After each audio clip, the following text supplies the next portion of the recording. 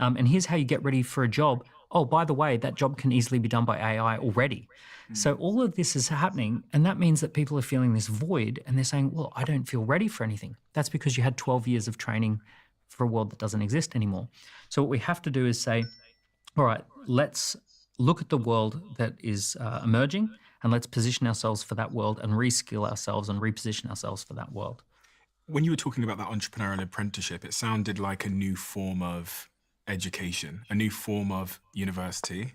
Are there any other ways, if we're talking about that preparation phase where you're getting ready, are there any other ways you would advise someone to rapidly excel their knowledge and skills in preparation to become an entrepreneur?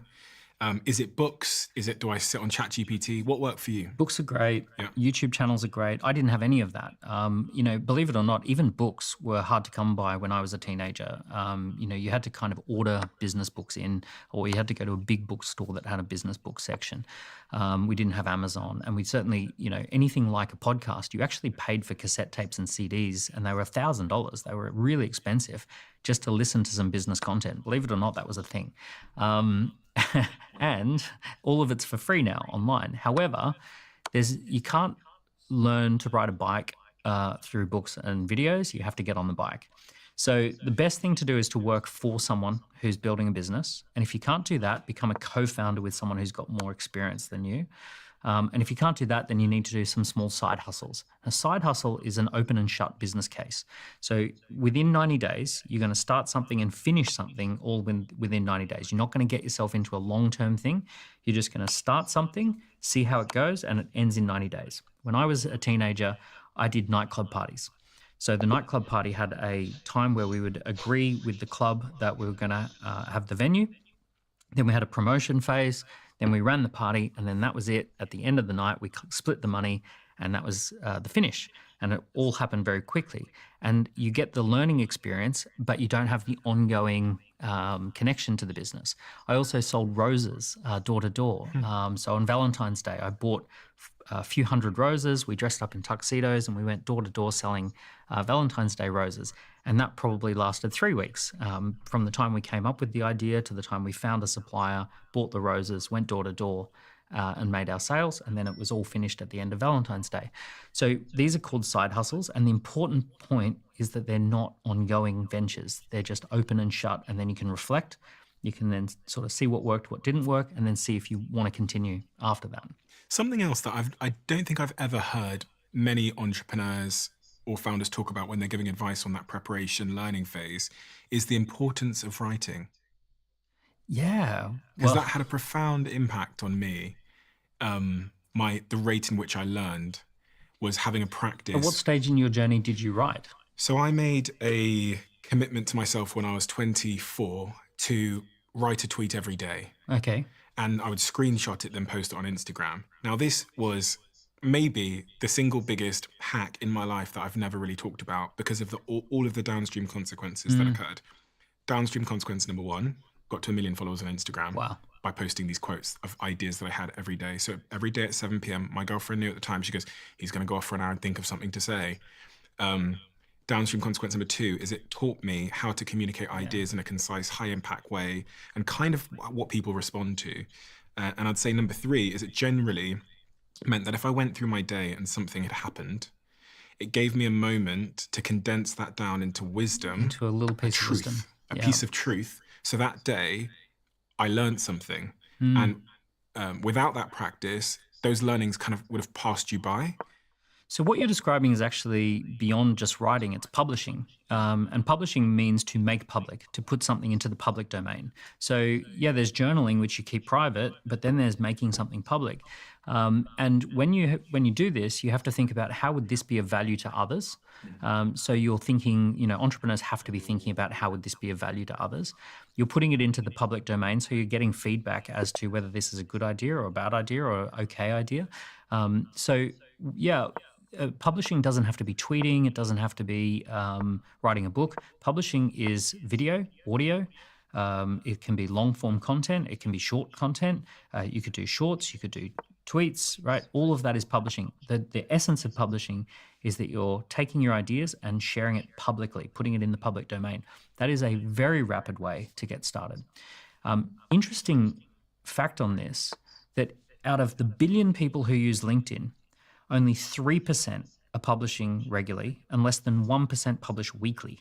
So you think that you're in competition with a billion people on LinkedIn. 99% of people are just there to kind of lurk and watch what other people are doing. Only 1% of people are competing. 1% of people are creating the content on that platform. When it comes to YouTube, there's 2.7 billion users of YouTube, but only 4% of people have an account, and only a fraction of those accounts are active. So it's a tiny percentage of the world's population that are creating something. Most people are consuming. So one thing that you're describing is the move from being a consumer to a creator, and entrepreneurs have to make that move. How have you accelerated your learning? Because you're someone that is able to give out lots of different ideas from lots of different reference points. And there must be some kind of underlying framework you're using to like learn, process, and publish, which now presents you, which is part of the reason you get invited onto all these podcasts now and people are paying you to speak at their events, etc. What was that framework for you? So my background was I used to have an agency, and we used to run all these different events, and we used to have to put stuff onto people's seats when we were running events, and I had to kind of write stuff all the time, like quick reports and all of that. So I got in the habit of writing. I saw the power of writing. In 2009, the entire world tipped on its head after the global financial crisis, and I was completely disrupted. I went from millions of revenue down to a few 100,000 of revenue. I lost 90% of my revenue in 1 year. It was massive. I remember one Christmas party, 17, 18 people at a Christmas party. The following year was 3. It was morbid. So during that time where the global financial crisis had such a deep impact, I began writing about what is it that I know to be true? What is it that, like, I don't know much because I've just had the rug pulled out from under me. What is it I do know to be true? What are the most strong truths that I could share? And I ended up writing the book called Key Person of Influence in 2009, and it came out in 2010. And what I felt very confident about was this idea that the future was going to see a shift from business and institutional brands to personal brands, that we would see the decline of big faceless companies and the rise of individuals whose personal brands were bigger than the institutions. And it was a pretty radical idea at the time, but I felt pretty confident about it. And the more I wrote about it, the more I felt this was where the world was heading. If we look today, we can see Professor Brian Cox has more followers than CERN. We can see Richard Branson has orders of magnitude more followers than Virgin. We can see Elon's got more followers than NASA. We can see, Trump is way more powerful than the Republican Party. So the essentially the personal brand has just gone whoosh ahead. But I started that process very murky, that I didn't quite know what it was. It was a feeling or a sense. And by the time I'd gone through the publishing process of writing, I was clear. And the macro factors that brought that about, what are those underlying shifts that happened that meant we went from the logo to the person? Let's zoom out 300 years. Yeah. So the agricultural age was essentially, the economic system was called feudalism, and there was lords and kings and queens, and then there was serfs and people who serfed the land. And then technology changed things. You can imagine what it must have been like when 300 people were on a farm, and then they saw 3 people on a tractor, and then that tractor went zzz and did the job of hundreds of people with 3 people on it. And it's like, oh my goodness, what are we all going to do? How are we all going to live our lives anymore, right? And then they would have said, well, what are going to be the jobs? Like, everyone works in farming. And it's like, well, there's going to be this whole new system. There will be a completely new economic system called the industrial system, and it's going to replace everything. So back in the agricultural age, if you were a lord, right, and if you were rich, if you were successful, you had vast tracts of agricultural land. But as soon as the industrial age kicked in, you didn't even need land. You only needed a tiny amount of land to put a factory on. What mattered is that you had the ability to organize labor and machinery. And if you could organize a factory, that was way more economically productive than hundreds of acres. So the whole economic system got tipped on its head. And suddenly it didn't matter if you were a duke, it mattered if you were an industrialist, if you're a capitalist. So this whole new system took over. We had 200 years of innovation, and it went through multiple waves. But the important thing to know is that it's technology that changed things, right? It's always a technology shift, right? The fundamentals of the economy are dictated by the technology that we have available to us. So What happened around the 2000s to 2020 is we had these general purpose technologies that just got introduced as though they were nothing. Suddenly everyone can publish a video online. Suddenly everyone can write a blog. Suddenly everyone can tweet. Everyone can form a community on Facebook. There's this device that you put in your pocket that is better than a traditional camera studio that the BBC would have had. So the power was just rapidly swinging from institutions to individuals. I'm sitting there going, wait a second, an individual has got all the things that a multinational corporation has access to, but they don't have the bureaucracy, right? They don't have the weight on their shoulders. They don't make slow decisions. They can make fast decisions. So as I witnessed this technology being introduced, I said, the way this is going is it's going to take all the power of big businesses and institutions and just give that to individuals. That's exactly what happened. And I mean, if there was ever a year where that's been more in focus with this election cycle and what we've seen with Trump and going on Rogan and Kamala going on Alex Cooper in the media lens. That's what cost the election. So that's a big trend. US presidential elections have always predicted major trends. So Franklin Roosevelt in the 30s, he did the national radio campaign. JFK in the 60s did the televised campaign. Obama in 2008 did the social media campaign. Each of those campaigns changed the game. Trump in 2016 did a hyper-personalized digital data-driven campaign, famously with Cambridge Analytica, and that actually gave birth to data analytics and hyper-personalization. And then something big happened in 2024. And what happened is that Trump broke the mold on campaigning and he started going on all these major podcasts. And if we actually crunch the numbers, Trump did something like 40 hours worth of watch time and it got 124 million views. And Kamala did, I think it was 7 hours. Just in the long form. Yeah, just on the long form. She did 7 hours total and it only got a few million views. And one of her podcasts only lasts 7 minutes. Now, what she did is she approached it like a McKinsey consultant, which is she turned up and she said, here's the script, here's the questions. Ask me these questions and then I'm out of here. And it was very much the kind of professional corporate approach. Trump rocks up onto comedians' podcasts and says, yeah, ask me anything. And then he just goes on a big rant and it goes for 3 hours. Now, what's actually happening is quite predictable.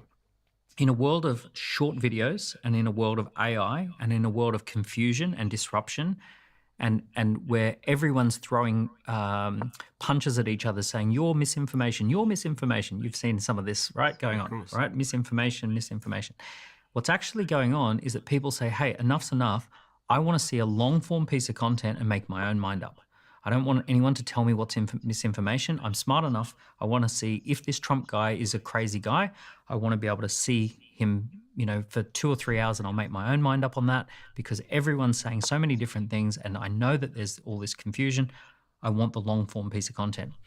So 2024 began the long form unscripted era, right? So now where we are with marketing is you've got to drop the script and you've got to do long form content. And here's my prediction.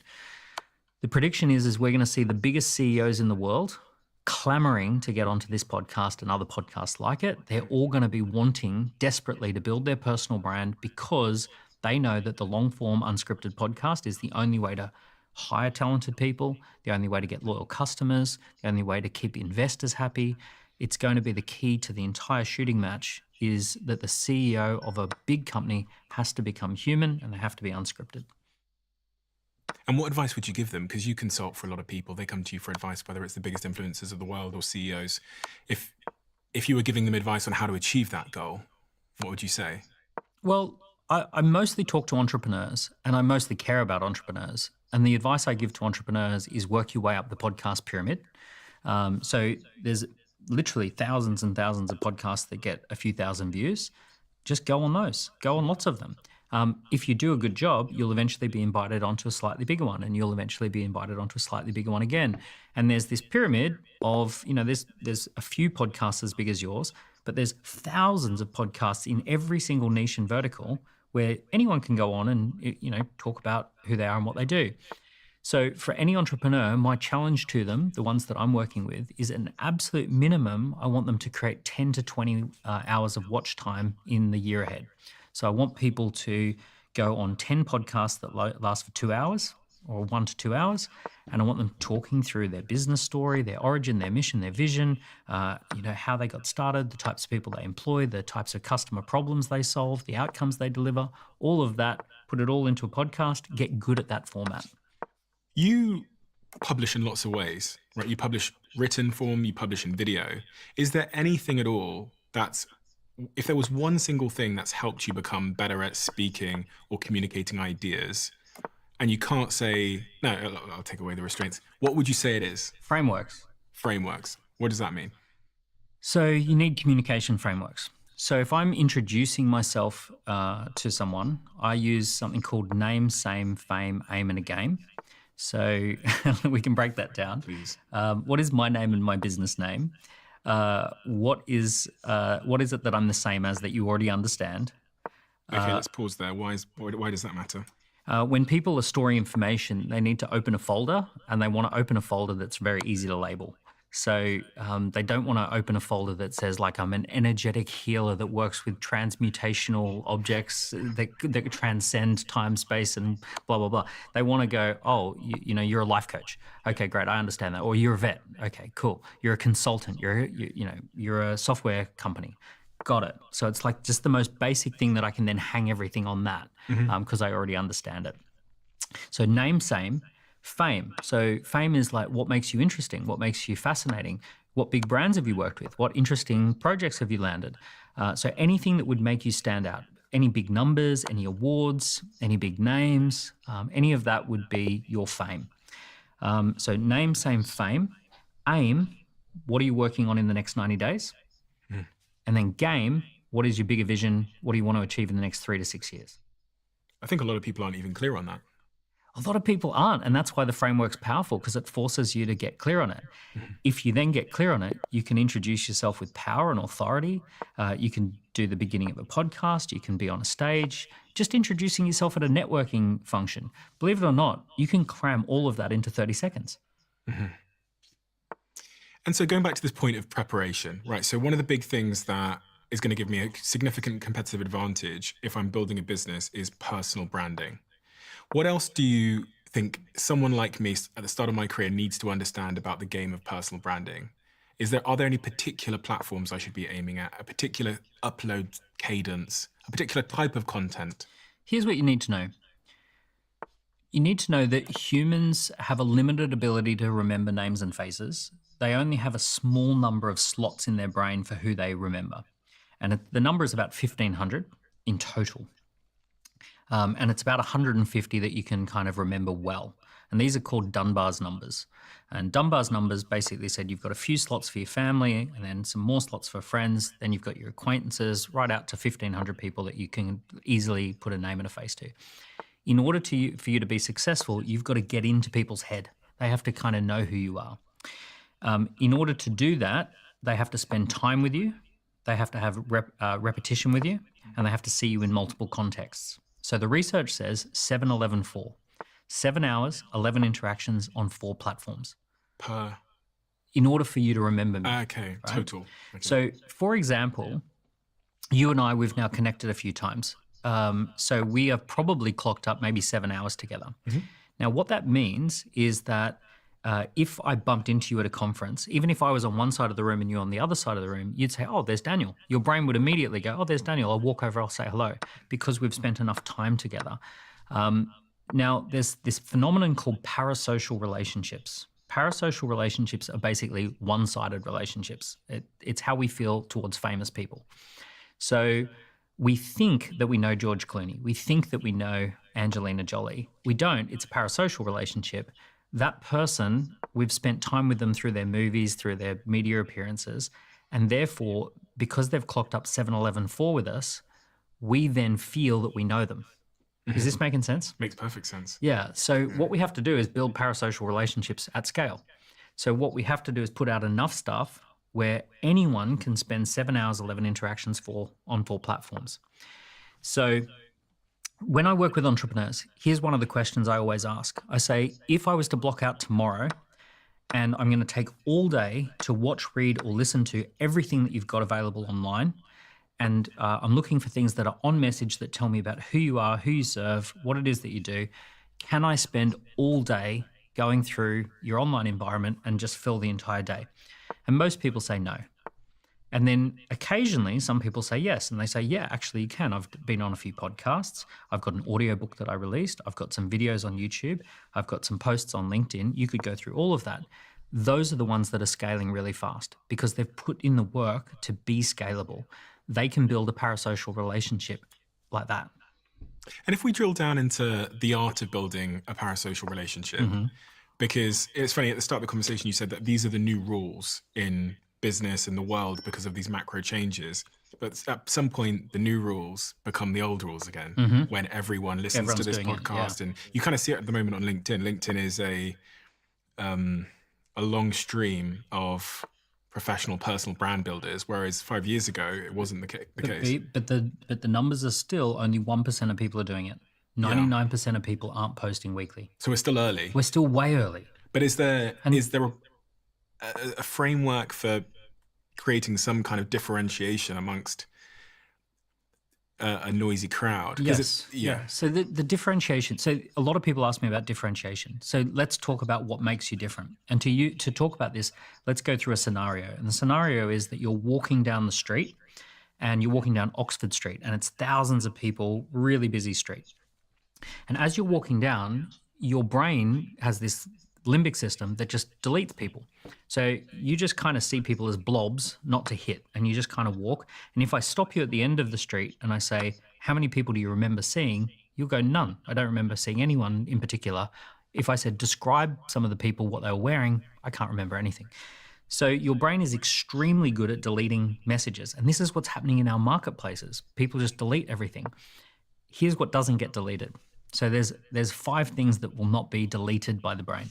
The first one is scary. So if something is scary, we pay attention to it. This is why the news has been so successful for many, many years, because they say if it bleeds, it leads. If it's scary, if it's horrible, people will watch it. Let's find the worst possible things that happen today. Let's blow them up and put them in everyone's house so that they spend time watching the news. So be a scary person. So be scary, right? The next one is be strange. So if you saw someone walking down the street dressed as a giant hot dog, you'd say, oh, I remember the guy who was dressed as a giant hot dog because it's so strange. Peacocking. Yep. Well, peacocking, yeah. You could try, yeah, exactly. You could wear that big kind of hat that you've got in the cupboard that you don't talk about. And then the next one's sexy. So we've got strange, we've got scary, we've got sexy. Now, these are 3 things that most businesses don't want to be. So most businesses can't stand out. And sexy, even if they wanted to be that, most people can't pull that one off anyway. So only a few lucky people get to do that one. But actually, the last 2 are the ones that are most useful. And that is providing free value, so free things. Anyone who gives free value away is immediately stand out. Okay, we've got to make sure that it is value. It's got to be value. Because everyone thinks what they're doing is value. Totally. It's got to be something that people would have otherwise paid for. And it has to be beautifully packaged.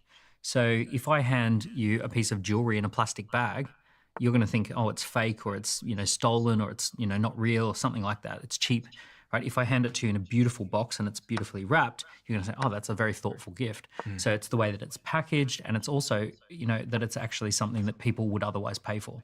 So providing free value and also being familiar, which is clocking up the 7-Eleven 4. So free and familiar are the 2 things that anyone can apply. So let's look at you, for example. You spend tens of thousands of pounds producing episodes of this show and you just make it freely available on YouTube. I wish that's how much I spent.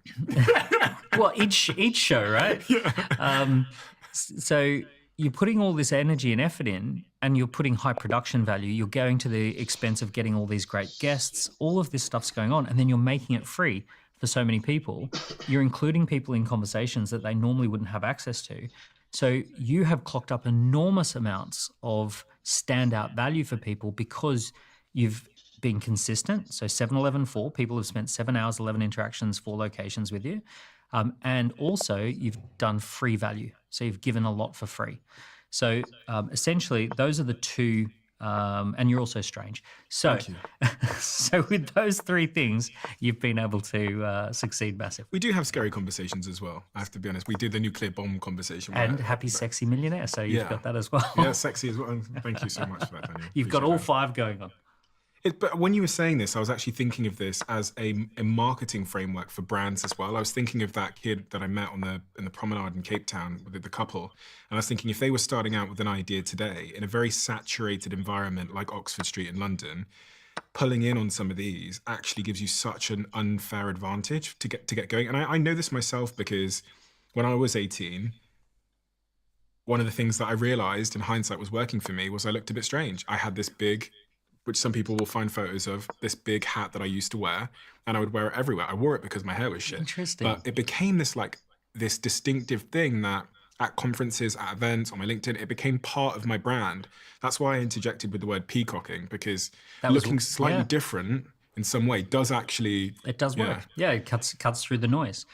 The other thing too, let's go to your friends, the 21-year-olds in Cape Town.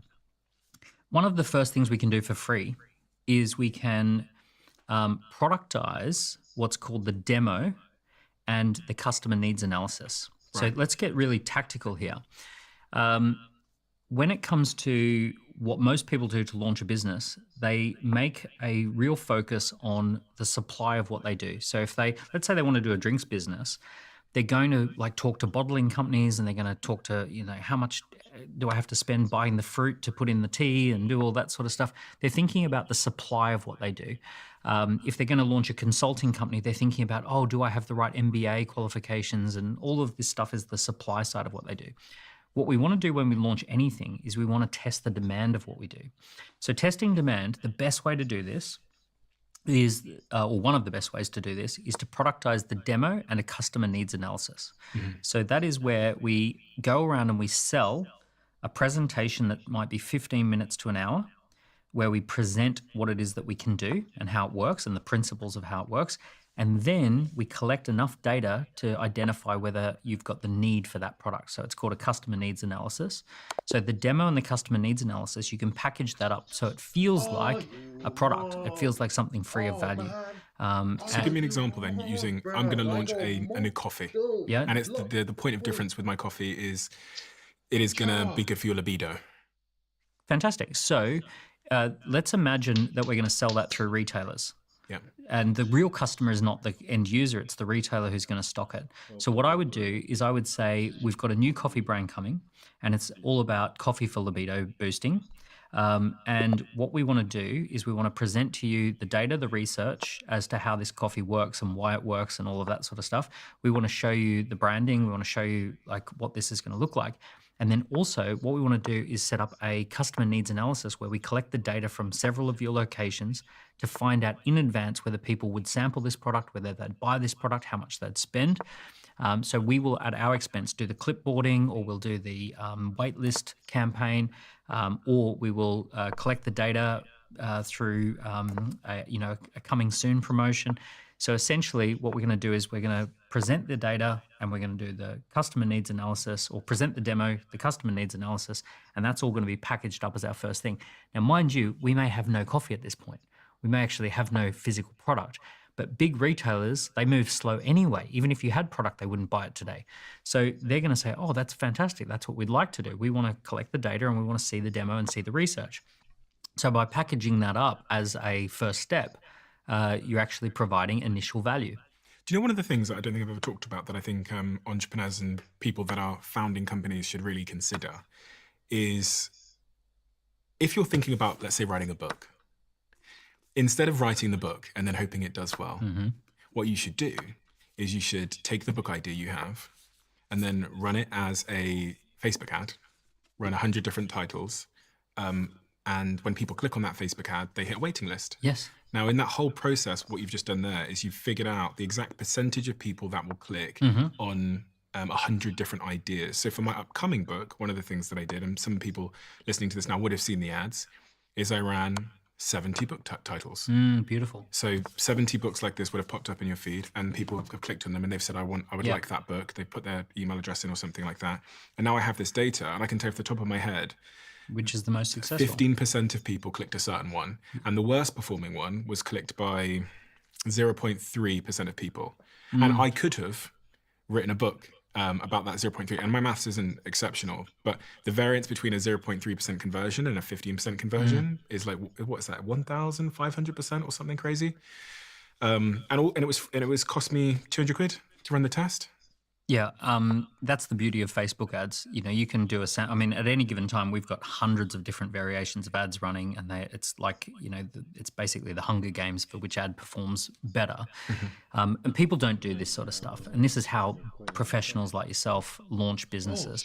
So with anything that I'm launching, whether it's a book or a product or a new business, we're going to run a set of Facebook ads, probably 10, 20, 30 different variations. When you click on the link, it says this product's no longer available in your area, or this product is not yet available in your area, but you can join the waiting list. Click here to join the waiting list. Now, once people click to join the waiting list, that's where we ask about 5 or 6 key questions. So there's this thing inside people's head called the situational model. And the situational model is, where am I now? Where do I want to be? What's in my way? And what do I perceive as the path of least resistance? So all the questions that we ask are, tell me about who you are today. Which best describes your current situation? Tell me about where you want to be. Which best describes the outcome that you're looking for from this product or service? What's in the way? Which best describes the reason you've not been able to get that outcome in the past? And what are you currently considering as an option for getting that outcome, right? So those are the 4 key questions. Then we might ask some price questions. What price do you feel would be a fair price to pay? What price do you think would be so cheap that it would make you question the quality? What price would be so expensive that you would no longer be able to afford this? So we'll ask a few pricing questions. So we don't just get people to join a waiting list. Sure. We're saying we want to understand this situational model, because here's the interesting thing, especially with other products, not necessarily books, but with other products, sometimes you get a lower click-through rate. Sometimes you get what appears to be cheaper marketing, but attracts the wrong person. Yeah. And then sometimes you get a poorer performing marketing campaign. So this one might produce leads at £10 a lead. This one might produce leads at £20 a lead. But this one might be attracting students who are broke, and this one might be attracting chief executive officers who are on 500 grand a year. I'd rather pay £20 for that client than £10 for that client. So by getting the situational model, we can actually then understand which is the best campaign. Is there anything else that's really sort of pertinent to testing if my idea has legs? And I want to just add an element to this, which is, we're not just talking here about the first idea. We're talking about every product you then release in the future. Every product, every business. Even your marketing campaigns and everything you do. Yeah, the world is moving so fast that if you're an existing business listening to this, let's say you're a big business, you do tens of millions of profit, you're going to be pivoting into new products, new markets, new territories. You're going to be trying to attract different age demographics. You're going to be, you know, all of that sort of stuff. This is one of the rules of the current economy, is about data and testing. You've got to be really fast with how fast you can prototype and test and get the data. So we love intro events, where you just simply do an introduction event on Zoom to talk to customers. So we're introducing you to this new coffee. What do you think? Come and join the introduction event. We're going to share with you some research. We're going to have a guest speaker who you've already heard of, right? So that would be an introduction event. I'm a big fan of discussion groups. Discussion groups are awesome for testing an idea. So let's say it's a discussion group. You know, let's say you're doing a new brand of coffee, and it's for Sex coffee, right? Keep Sexy coffee.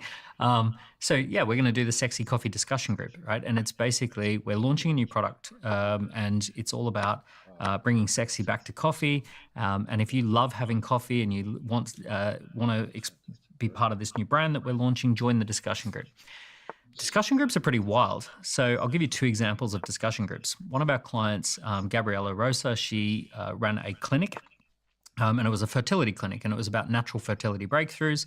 And what she did is, she had a physical clinic that was run in a traditional way. She wanted to go and be more digital, so she launched an online discussion group where she said, this is a discussion group for people who want fertility breakthroughs.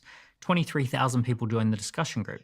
All right. And it was super active, and she never had to worry about customers ever again. And she built her business then globally. From there, she wrote a book and she changed her business. She went from a physical location to a digital business, but it started with a discussion group. Another guy, one of our clients, Max, he sold a business, not for a crazy amounts of money, but a decent sale. And he decided he wanted to spend time with people who had family offices, and family offices have hundreds of millions of dollars to invest, and they're like basically the family office of multi-billionaires and things. He reached out on LinkedIn and he said, I'm launching a WhatsApp group for people who run a multi-family office or a family office. If you'd like to join, it's limited to 400 people. If you'd like to join, fill in the application form to be part of our WhatsApp group for family office. So he ended up with 400 people who have collectively over 10 billion to invest. And he built himself a group of people who are some of the most successful investors in the world and some of the biggest checkbooks in the world. So it just started with a WhatsApp group. So a discussion group is just a super easy way to launch anything. And it costs nothing to set up a discussion group on WhatsApp, on Facebook, on LinkedIn. So those are some of the best ways. And then the final one that I love is called an assessment. So a quiz or an assessment. And this is basically where essentially you turn the customer needs analysis into an assessment, and people fill in questions to find out if they would like the thing. So for example, I noticed on one of your, which one? Huel. Right? Sorry. I noticed on Huel that you have a quiz. And the quiz is which Huel is right for you. And if you click that button, you answer a series of questions, and it tells you which product would be the best product for you to take. I noticed that Whoop didn't have it, right? So I actually created one for you. But anyway, thank you. I'll give it to you later.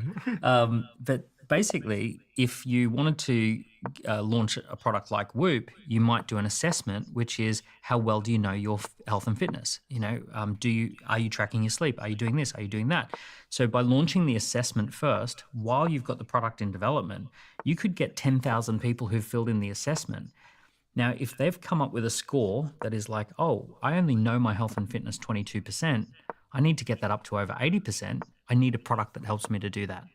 So that assessment is essentially diagnosing a need. You're helping the customer diagnose a need that maybe they weren't clear on. Yeah.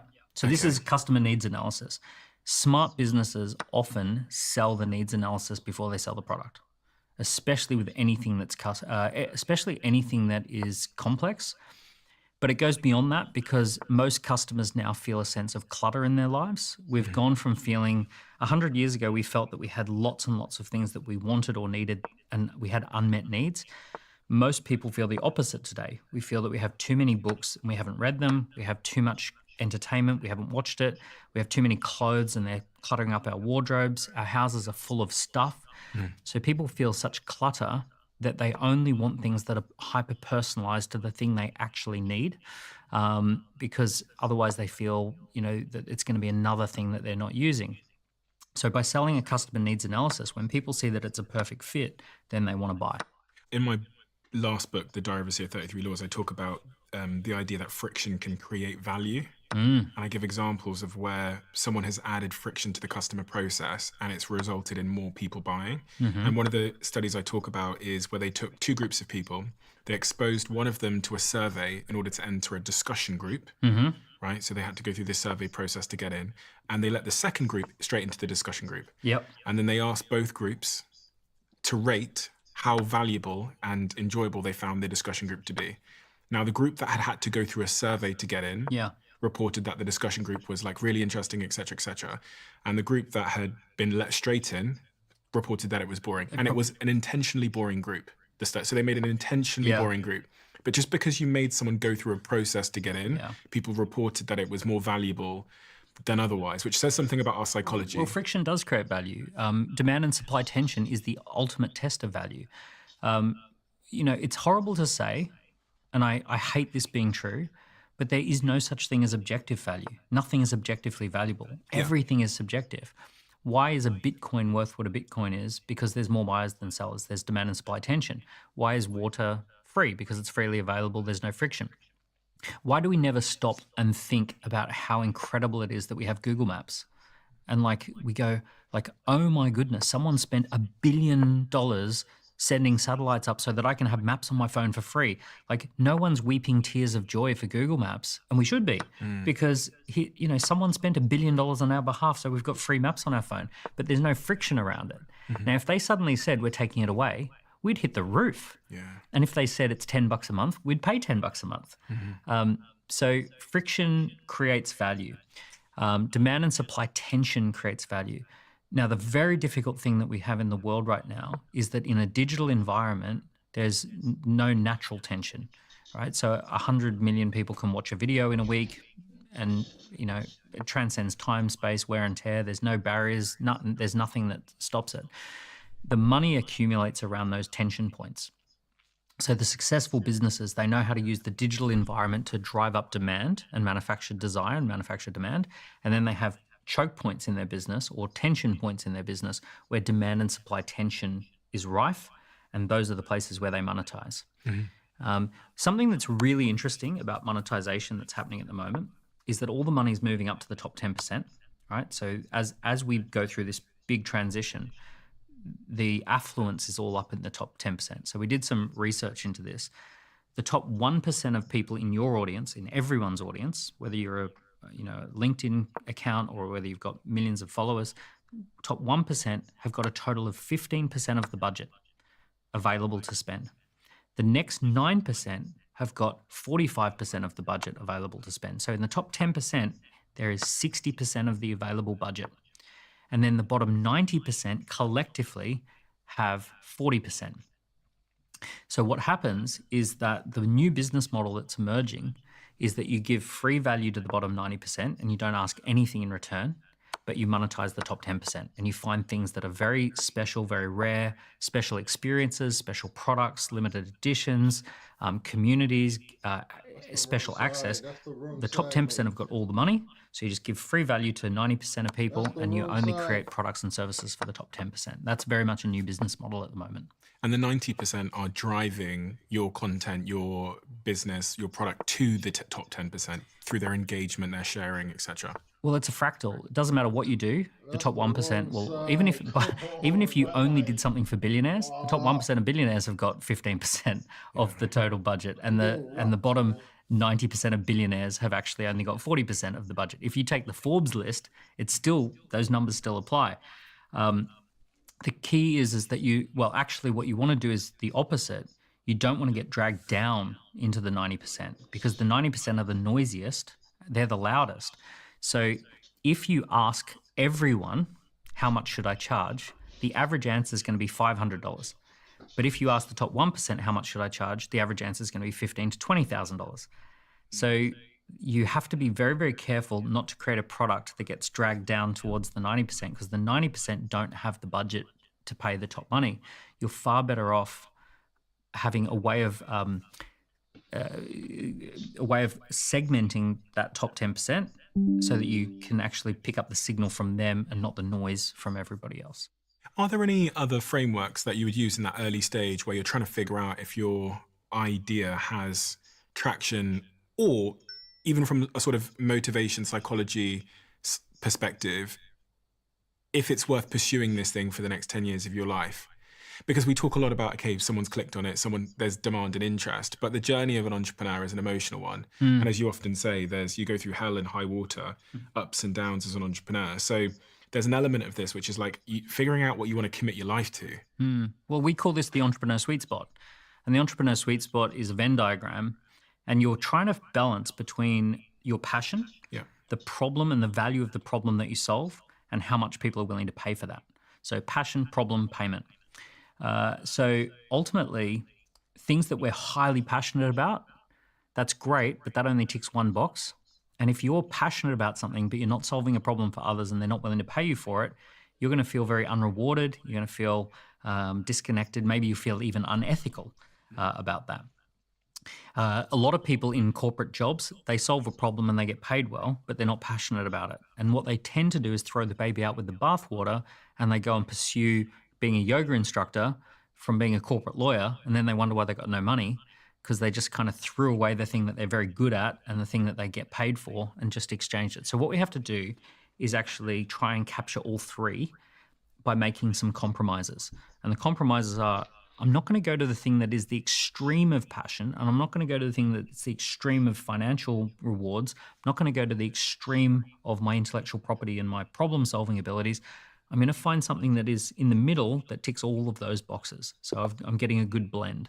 While understanding that there's going to be a trade-off. There's going to be shit There's I got to don't be like some doing. trade-offs. Yeah. Yeah, you can't have it all at the extremes. You can have it all, but not all at the extremes. You talked about something at the start of this conversation. You mentioned the word geography. As we were talking about the macro factors that are at play in the transitions we've seen. My question to you is, does geography matter for success as an entrepreneur? So those kids in Cape Town, do they need to be thinking, listen, we need to move to one of the major cities if we're going to stand a chance in most of these new digital opportunities? It used to matter a lot. When we used to think about entrepreneurs, we thought about two men, typically in their 20s, who came from a prestigious US university. They got into a garage. They dropped out of Harvard. They dropped out of Stanford, and then they started something that was VC backed. That was the old model of what we think of as an entrepreneur, and it was very much dependent upon those parameters. Entrepreneurship's transcended that. It's transcended geography, gender, race, and also the size and scale of what we consider to be successful. So what we're now seeing is people all over the world who are able to connect with markets anywhere in the world, launch a product that can be sold anywhere in the world. We're seeing people who bootstrap rather than get VC capital. We're seeing people who, rather than trying to create something mass market, they create something niche market. Rather than trying to scale to be a unicorn, they actually ask the question, at what size would I be fulfilled? So there are plenty of people who, one of the most fulfilling businesses that you'll ever have has between 6 and 12 people and does 3 or 4 million of revenue. And if you've got that, probably you're going to be the most fulfilled person in the world. If it's profitable. Yeah, well, because a lot of these businesses have 60% margins. If they're digital businesses, if they're intellectual property, if they're running on the new economy assets, then they'll be wildly profitable. So you might have 6 to 12 people do 2 or 3 million a year. You might make $1 million of clear profit. And then you're totally building a business on fun, freedom, and fulfillment. Are you the next Google? Absolutely not. Do you have VCs breathing down your neck? No. Are you able to pick and choose the types of people and opportunities you want to work with? Yes. So incredibly fulfilling. So that's a new type of business. I would call that a lifestyle boutique. There's another type of business called a performance business. And this is a business that typically has 30 people, normally working with some sort of technology, and they build a business that can be sold for between 10 and 100 million. And that's my game. I like businesses that achieve 10 to 100 million of valuation with about 30 people on a team, and we can sell to either a public listed company, a private equity backed company.